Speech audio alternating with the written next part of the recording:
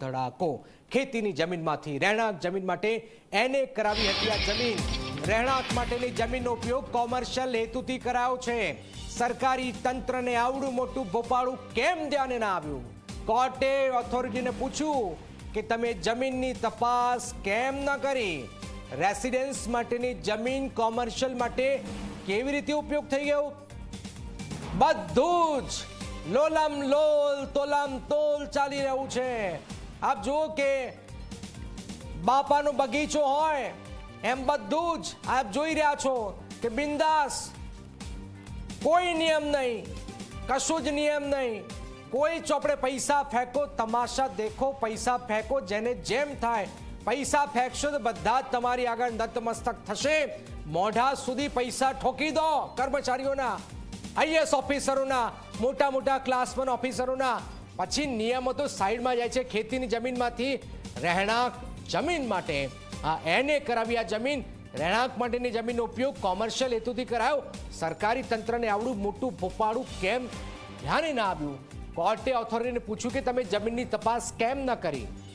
Residence માટેની જમીન commercial માટે કેવી રીતે ઉપયોગમાં લઈ લીધી? આ શું ચાલી રહ્યું છે? આ શું થઈ રહ્યું છે? આવું તો હજારો ઉદાહરણો છે। આ તો એક ઉદાહરણ છે, આવા તો હજારો ઉદાહરણ। જો તપાસ થાય તો કે જેલો પણ આપણી ઉભરાઈ જાય એટલા બધા કેસ થાય। એક ખાતું તો બતાવો જે ખાતું નથી, અને આ ખાવામાં ને ખાવામાં આ પરિસ્થિતિ નિર્દોષ લોકોના મોત આવી રહ્યા છે, એ હકીકત છે।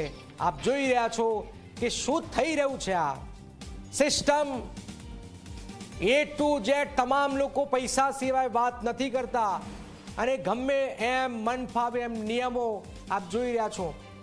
વર્ષ 2021માં લાયસન્સ આપવામાં આવ્યું, તે સતત રિન્યુ કર્યું। ચોથા આરોપીએ પણ કહ્યું કે મારે આમાં કંઈ લેવા દેવા નથી। આ શું ઘટનાક્રમ થઈ રહ્યો છે જરા જોઈને ધવલ ઠક્કરે કહ્યું કે સાહેબ મારે આમાં કંઈ લેવા દેવા નથી। આ વાત કરી ગઈકાલે 3 આરોપી બોલ્યા હતા કે અમે તો પગારદાર છીએ, માલિક નથી, અમે ચિઠ્ઠીના ચાકર છીએ।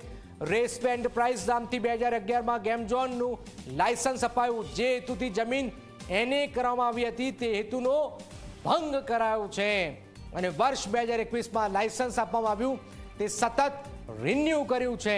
આપ જોઈ રહ્યા છો કે ચોથા આરોપીએ પણ કહ્યું હતું કે મારે તો આમાં કંઈ લેવા દેવા નથી, હું તો પગારદાર છું। ધવલ ઠક્કરે કહ્યું કે સાહેબ મારે આમાં કંઈ લેવા દેવા નથી। તો આ કોણ છે? કોણ છે માલિક? ગઈકાલે 3 આરોપીઓ બોલ્યા કે અમે તો પગારદાર છીએ, અમે તો નોકરિયાત છીએ, અમે માલિક નથી। અને માલિક નથી તો માલિક કોણ છે? ખેતીની જમીનમાંથી રહેણાંક જમીન માટે એને કરાવી હતી આ જમીન। ખૂબ જ ગંભીર બાબત। રહેણાંક માટેની જમીનનો ઉપયોગ કોમર્શિયલ હેતુથી કરાયો।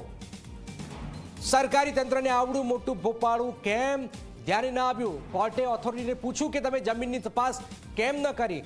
રેસિડેન્સ માટેની જમીન કોમર્શિયલ માટે કેવી રીતે ઉપયોગમાં થઈ ગઈ? બધાને બધી જ ખબર છે કે શું થયું હશે, શું થઈ રહ્યું છે, શું થવાનું છે, એ પણ બધાને બધી ખબર છે। ગુજરાતનો એક વ્યક્તિ પણ એમ ન કહી શકે કે આ લોકોને કડકમાં કડક સજા થશે, એ રીતની આપણી સિસ્ટમ ખોખલી થઈ ગઈ છે। એના જીવંત ઉદાહરણ આપણે બધા ડિપાર્ટમેન્ટોમાં એટલો સડો ઘૂસી ગયો છે કે એને સાફ કરી શકાય એવી પરિસ્થિતિ છે જ નહીં। 2 દિવસ કહીશું કે અમે ભ્રષ્ટાચાર મુક્ત કરી દઈશું, અને ભ્રષ્ટાચારના પૈસામાં ખાવામાં આ નિર્દોષ લોકોના મોત થાય છે। નિયમો ને મૂકી દેવાય છે, અને આપ જોઈ રહ્યા છો રાજકોટ આગકાંડમાં આ વધુ એક મોટો ધડાકો, જેમાં આપ જોઈ રહ્યા છો સરકારી તંત્રને આવડું મોટું ભોપાળું કેમ યાદ ના આવ્યું? કોર્ટે ઓથોરિટીને પૂછ્યું કે તમે જમીનની તપાસ કેમ ન કરી?